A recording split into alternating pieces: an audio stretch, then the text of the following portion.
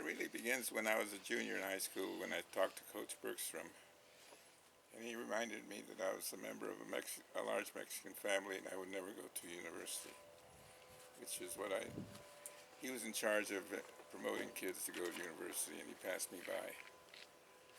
And so I asked him, what's it take to become a viable enrollee at Indiana University or Purdue, which are the state universities, which were the cheapest, and I would get in for $100 a semester, which I could afford.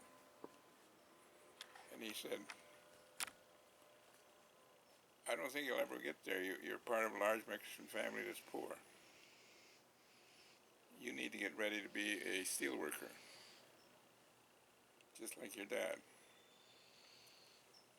And here's the curriculum I arranged for you. And I said to him, well, just in case I want to go to college later on, could we arrange that curriculum so that I meet the requirements of going to Indiana University or Purdue, which are state schools, and where they are required to admit me if I'm a C+ student or better. Oh, we could do that. So we did that. And, but how are you going to get in, says he. I said, well, Congress is talking about the GI Bill, and if I enroll as a volunteer into the U.S. Regular Army for 36 months, the standard semester is 2-semester academic year is 9 months. I figure I need 36 months of service to have the GI Bill, which will cover 36 months of schooling, which is the equivalent of 4 academic years, which will get me my degree. What kind of degree you want? I said I'd prefer a Bachelor of Science rather than a BA. Well, I don't think you'll make it, but let's do it. Yes, that's how it happened. Hearing those comments about... Well, I really wasn't into feelings. You got to understand that.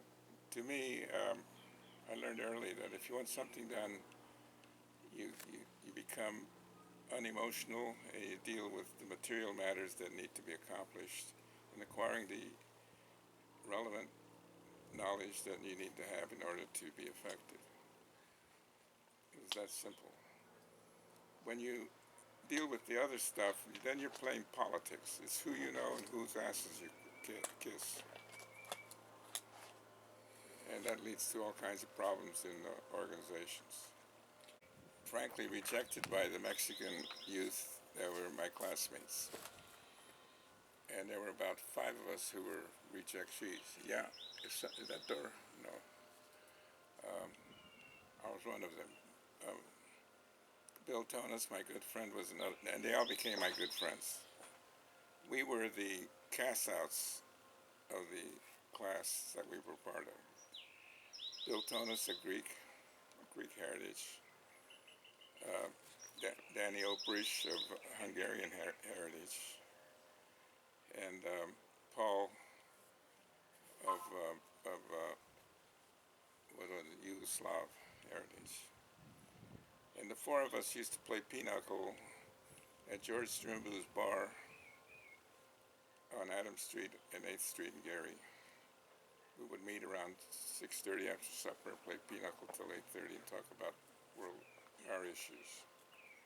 The 4 of us decided we needed to volunteer because the war was winding down. We would be graduating from high school. There would be no jobs offered to us because they were being saved for returning veterans.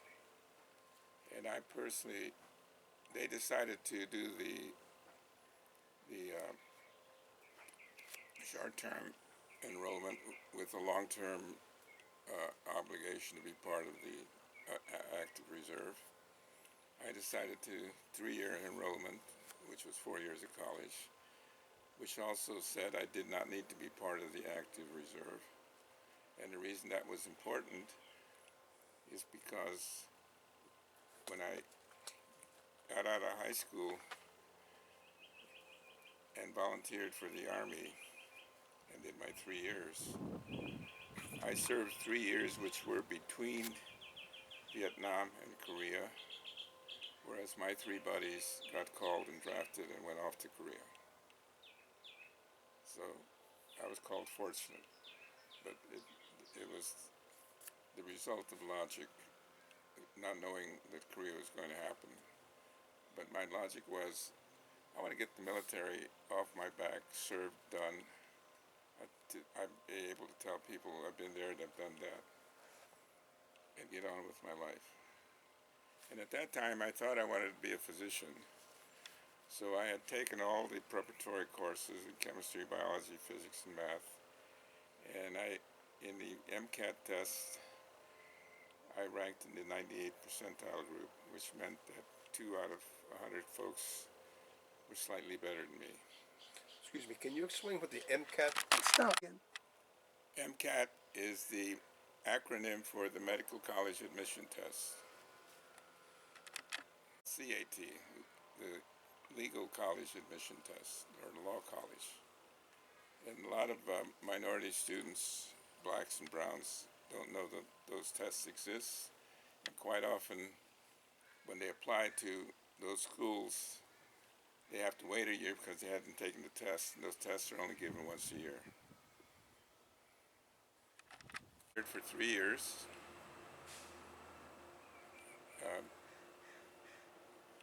and I took the Army Group Classification test, and there was a Major Brumby who called me in.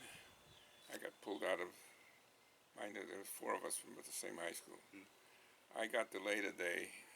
My 3 buddies were sent off to whatever assignment the Army gave because we all volunteered. But I got pulled out, and this Major Brumby had my record in front of him and said, well, I said, why was I pulled away?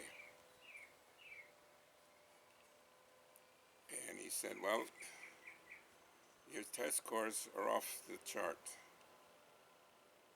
and you're a Mexican American. We don't believe that.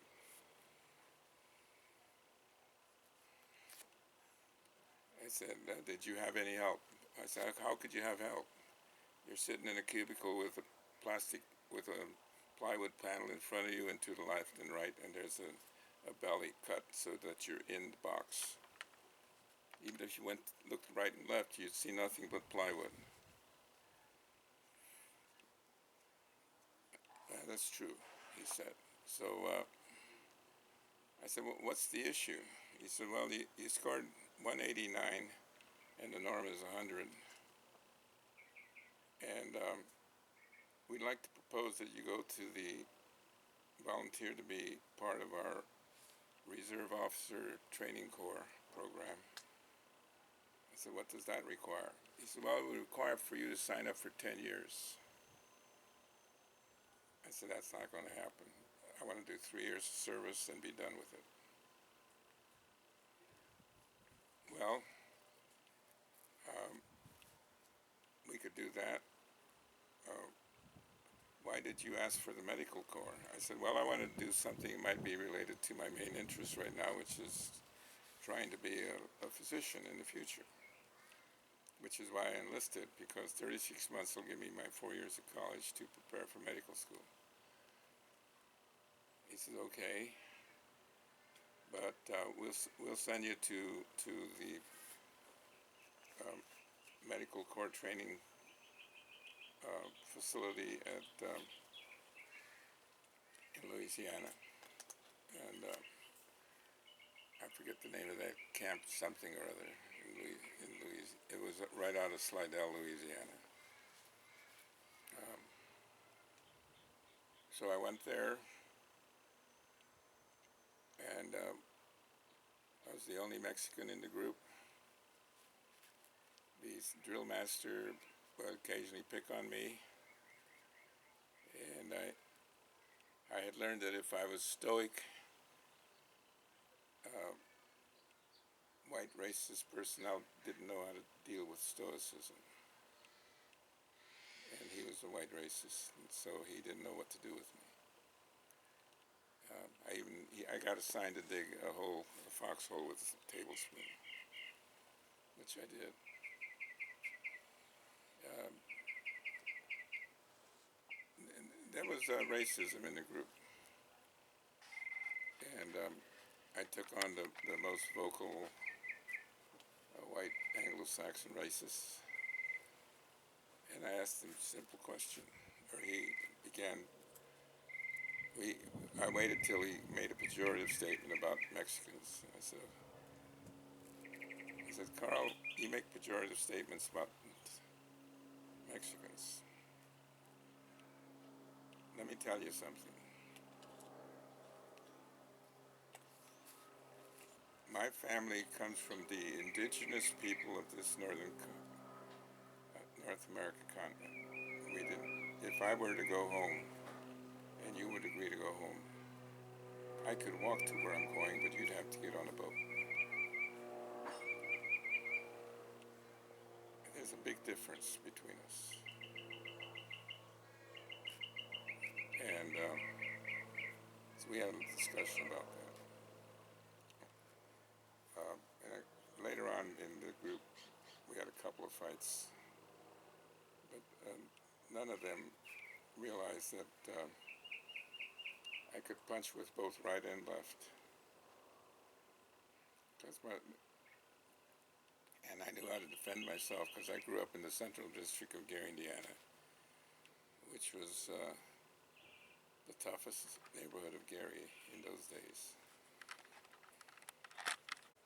The other people who volunteered the same day I did, who were my buddies, were Danny Oprish, Bill Tonis of Greek heritage. Danny Oprish was of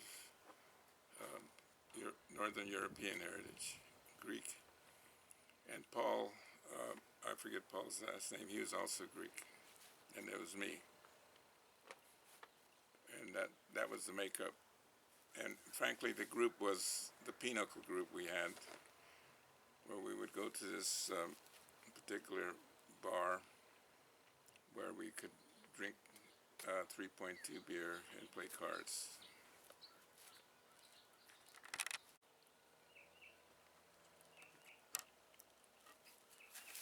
There are different kinds of beer, and 3.2 beer refers to the fact that it has 3.2% alcohol by volume mixture. Some of the more powerful beers, like Pilsner beers, are up to 18% beer or alcohol content.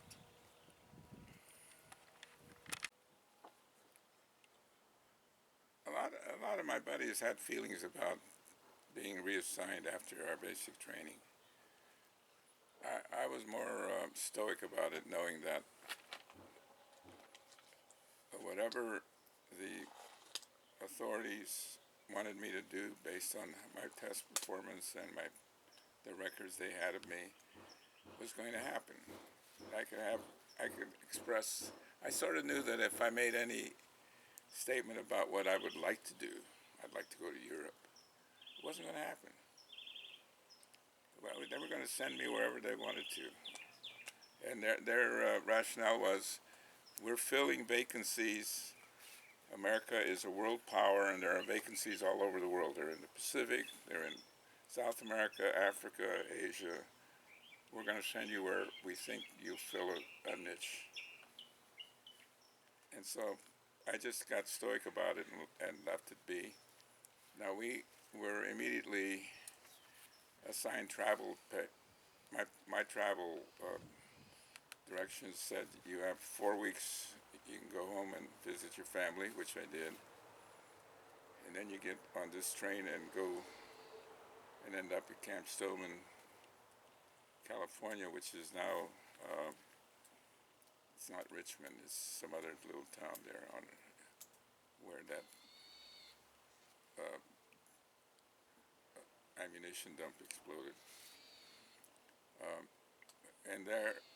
And then I just gave into the process, because in my mind, I don't care what the Army, military forces, and authorities wanted to do with me. I knew that I could outlast 3 years. All I wanted was 3 years, and then I was free of any military duty to this nation, and I was out. Forever a civilian. That was my goal.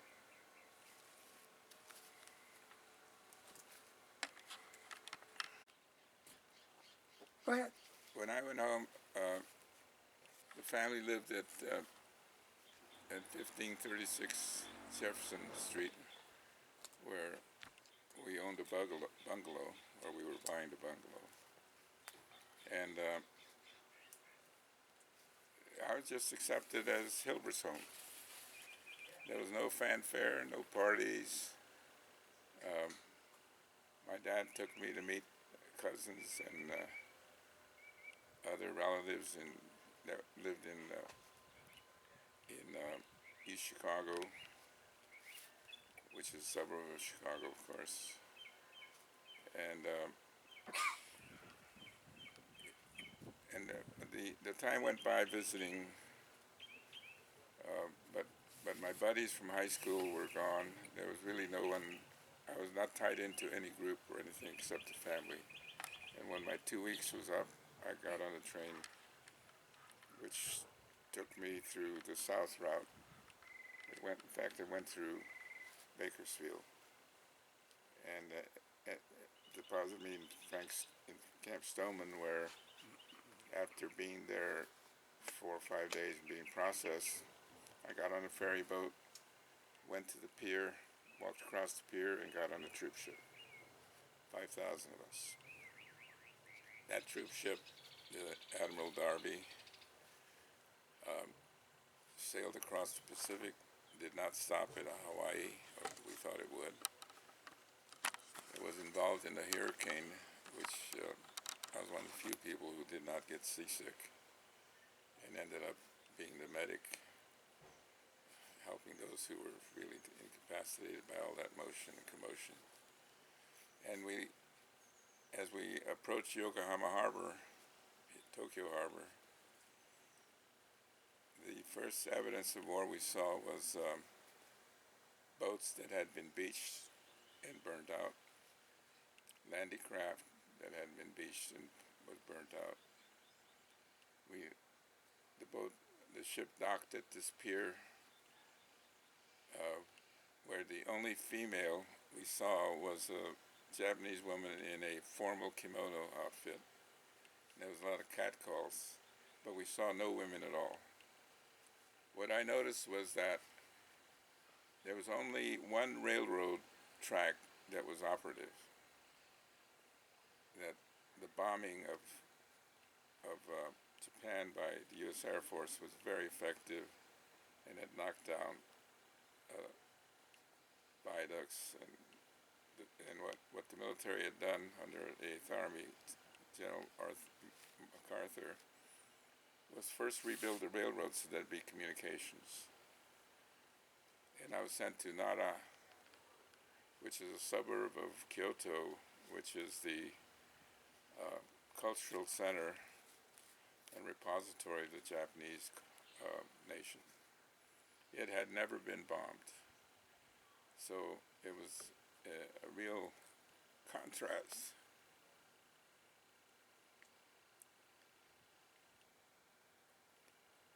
To see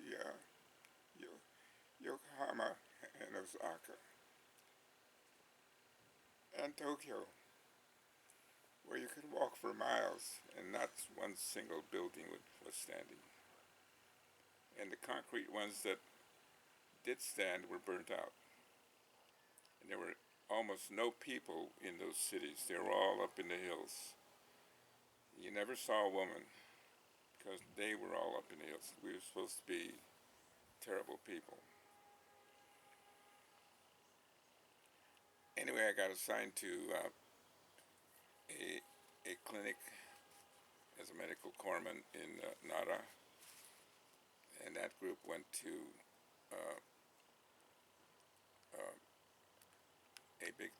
the local big town, whose name escapes me right now, Osaka. And there, my first military action was to be a medic for a group that was suppressing a food riot because food was so short that the civilians were, a lot of them were on the verge of starvation.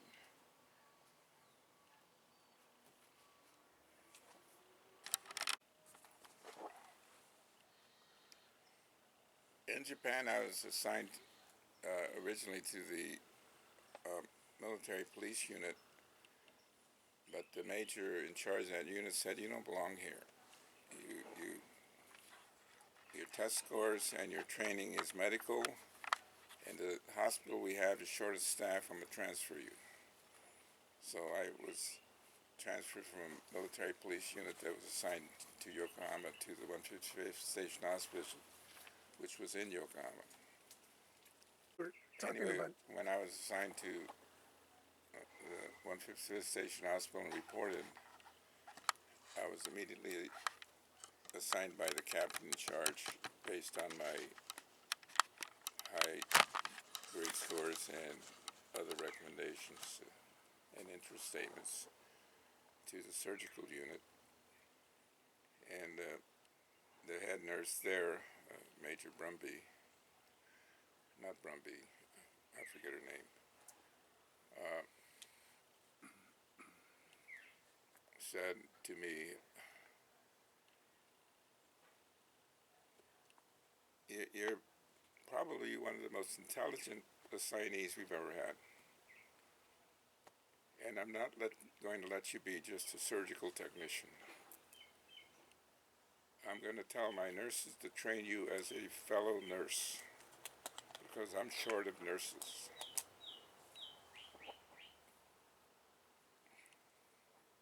Can you agree to that? But the record will show that you're a surgical technician. So I said, "Whatever. You know, what choice do I have?" So I said yes, and I was taught how to scrub. I learned about 600 different surgical instruments, and I began being a second assistant, which rapidly became first assistant, and quite often I was the only first assistant. And since we were short of staff running a 500-bed hospital with, we were supposed to have 1,500 assigned personnel, we had 750, we were all pulling 12 hours on, 12 hours off, 24/7, 365, which meant that I never got out into Yokohama proper.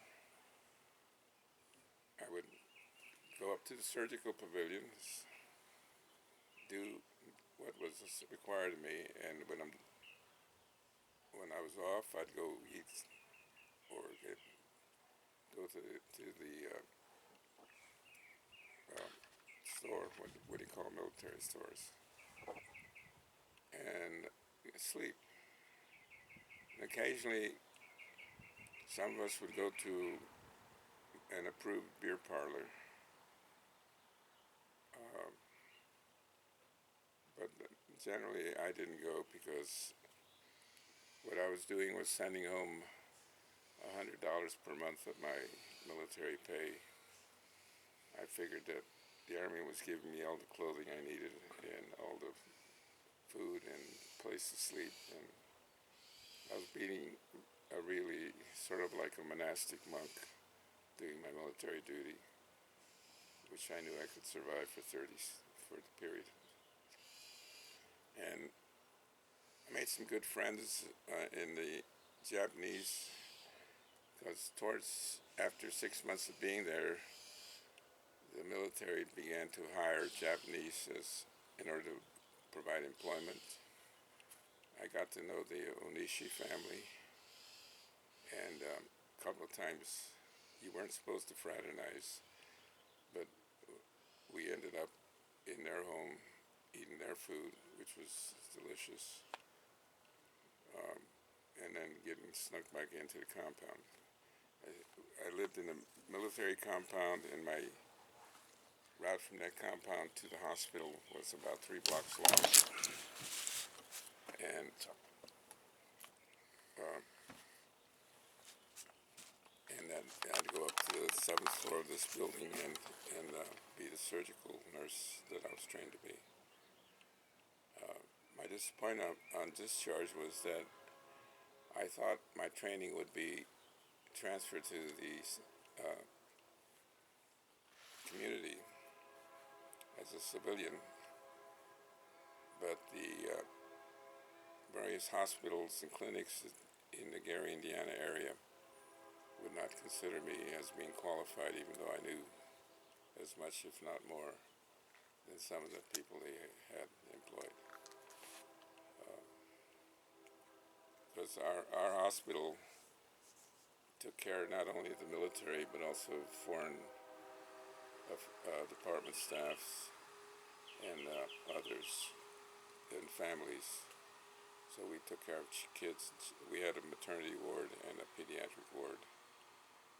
And since they were short of nurses, and I was one of the technicians who had been trained above technician to nurse level, I was one of the few male technicians who was allowed to work on the women's ward and the family ward with the kids. And I very quickly learned just to be professional. One of the nurses told me, and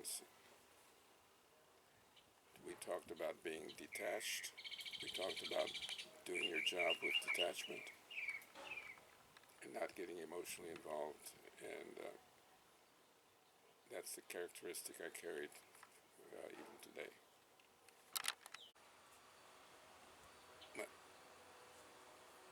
But you have to remember that the reason I joined the military for 3 years was to get 4 years of college on the GI Bill. So I had already knew what to do to make an application to either Purdue or Indiana University. So, and I had papers that said, when you show up, show these papers and you're in.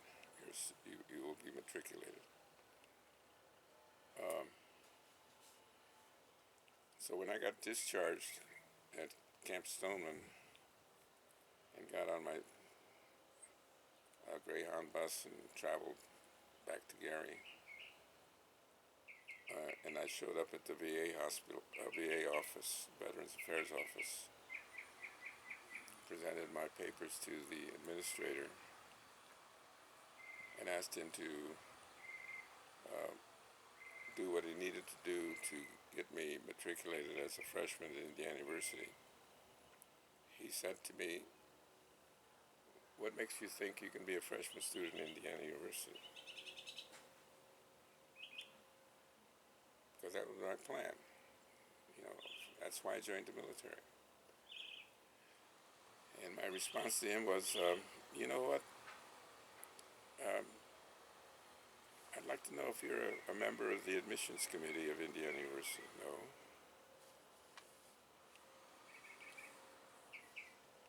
Then I think the answer to that question is out of your jurisdiction. And that as an administrator, you need to process my papers and get me out of your face. And that's all I asked you to do. And that was the kind of thing happened when people saw that I was Mexican American and they didn't think I should do or go to places where they didn't think I belonged. But that was not their choice. That was my choice. And when they stepped on that turf, I was a tiger in my responses and my actions. And so I got to Indiana University as a freshman. Fraternities wanted me to join a fraternity. They wanted me to wear a green beanie, which I would not wear. And I decided not to be part of any fraternity. I was an independent. They called us, those of us who did not affiliate with fraternities, to be independents. And I was assigned to Cottage Grove dormitory, which was a former military barracks, and we were downhill from the women's dormitory up on top of the hill. And I remember being assigned this room, and I got there first, so I took the bottom bunk. And this huge guy came in and said, "Hello, I'm John so-and-so. I'm a tackle at the Indiana football team, and I want that bunk bed at the bottom." I said, "Well, I got my stuff on it that says it's mine." He had a fit, and the counselor came over and took him away, and he never came back. So that was never became an issue again. Most of the people said, "Are you sure you're in the right place?"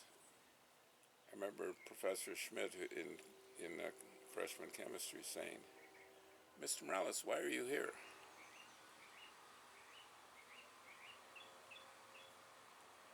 "I understand you're the best chemistry professor, beginning chemistry professor in this on this campus, and I'm a chemistry major, sir." "You are?" "Yes, sir." "We'll see about that." And so he asked me a question which had to do with the reading of that first session. "Mr. Morales, will you define an atom?" I said, "Well, the Schmidt's chemistry book defines it as the smallest bit of matter that still retains the characteristics of the substance it represents." "Very good." In every lecture he gave, "Mr. Morales, have you read your assignment?" "Yes, sir." "Would you define for the rest of these folks this term?"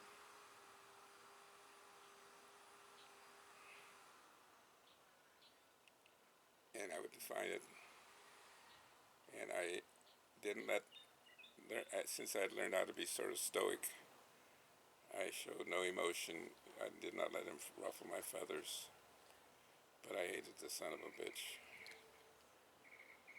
And later on, I decided I really should love the son of a bitch because he pushed me so hard, I became a better chemist than his best student.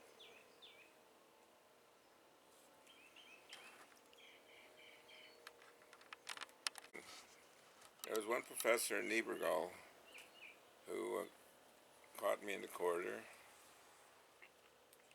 and said to me, "If ever you need some counseling or discussion on anything, come talk to me. But do it by phone, and we'll arrange a meeting elsewhere." And since I had noticed that all of the frat boys were being counseled in his office, it occurred to me that I was not being counseled there. And I decided not to challenge the system and ask the question why. Just go along with it. But he and I would meet at the student union, usually just before lunch or during lunch. But and those meetings were infrequent because even though I was on the GI Bill and got my allocation per month, the original planning I had done was based on a set of numbers which were outdated, and inflation had increased the reality of the funds I needed. So I would fund myself by being a busboy at the Sonnenworth Girls' Dormitory, their cafeteria. And I would do the early morning and the supper meals. Basically worked about 30 hours a week being a cafeteria worker and serving food or picking up dishes or being a busboy. And that's where I learned there were other Anglos there of modest means, and we became good friends. But the one Mexican gal from there, from the a local Gary, Indiana family, was in that girls' dormitory, but she would never talk to me.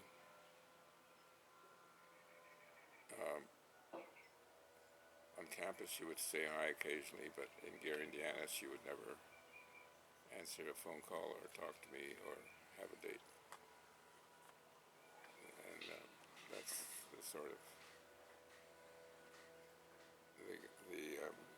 so I was mainly alone there anyway. And since I had been in the military 3 years, I was 3 or 4 years older than the rest of them. I ended up dating a nurse from the student clinic, Marie Halligan. We became good friends. She was a widow. Her husband was a high wire climber on these. In the Midwest, they have these very tall radio TV towers. He was one of the workers that would climb way up there. And one day he slipped and his safety belt didn't work and he died from his fall. But the other good friend I had was a Jewish girl, because the Mexican girls from Gary would not deal with me at all.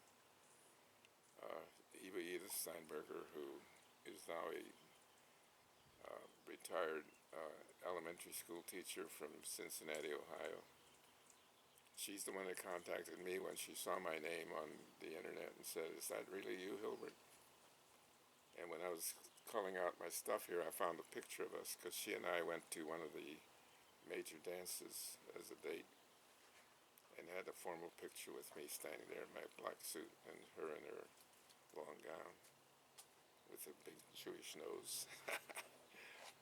So I sent her the picture. Never heard from her again.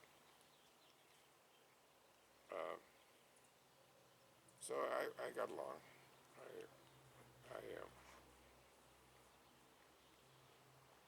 I could have been more questioning and about certain issues, but they were not on my interest path, so I would note them and keep going. For example, Dr. Wolf, who taught calculus, was a member and chairman of the math department, and he was a Nazi, someone who favored Nazism, and once privately says, "Why are you here? You don't belong here." And I said, "Dr. Wolf, I was born and raised in Gary, Indiana. This is a state school supported by state taxes. My parents pay taxes. I have every right that anyone in this room has. And you're the best calculus teacher there is in this campus. So I'm here." He gave me an F in every test, regardless of how good I did in it. It's the only F on my transcript.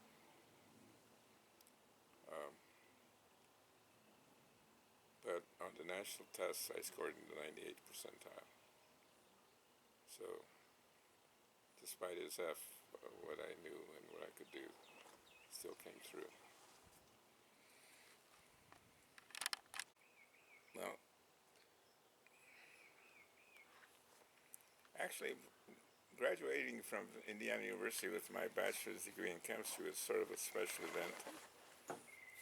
And I didn't realize how special it was until my mother showed up with my sister Sakaro in tow. Actually, Sakaro was the English speaker who knew how to maneuver in buses and stuff. They got down for my graduation we had dinner at one of the restaurants, and they went back, and I stayed there, but that made it very special. Uh, well, she was proud. She told me she was proud. And in Spanish she said, uh, tú puedes hacer lo que quieres, porque tienes una cabeza que no para. That sort of sums up what she said. And that was evidenced a couple of years ago when my oldest sister Rose's daughter, my niece, gave me a binder, and my mother had kept all the archives of what I have an archive of what I did that was put together by my mother and sister Karl. So they had, and they, also in that binder they have the original documents of my dad and mother's immigration papers when they crossed from Ciudad Juarez into El Paso. I didn't know they had that binder until I got it a couple of years ago.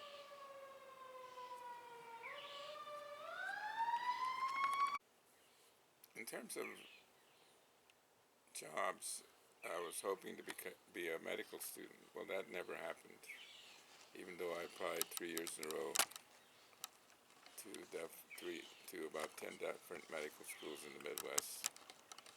And I was an alternate 3 years in a row to 10 different medical schools in the Midwest.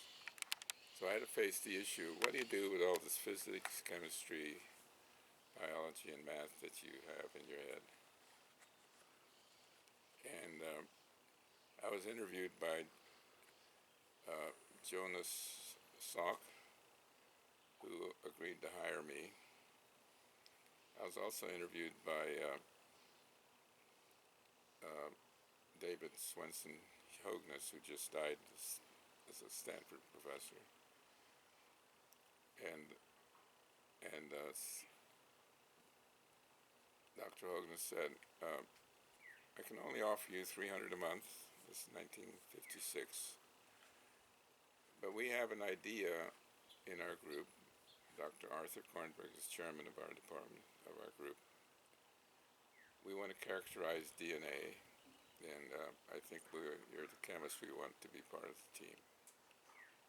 So even though Jonas Salk offered me $800 a month, I took the $300 a month job, and my wife Ruth had a fit. You turned away all that money. But Jonas Salk said something I didn't like at all. He said, if you come and be part of my staff, you'll always be my chemist. Didn't sit well with me. On the other hand, Dr. Hogness said, we're starting here, and if this works out, you'll ascend in the organization as we grow. And at that time, there were only 12 in the group. When I left the group in 1967, there were more than 500 in the group. And I was the director of laboratories of that group, making $80,000 a year.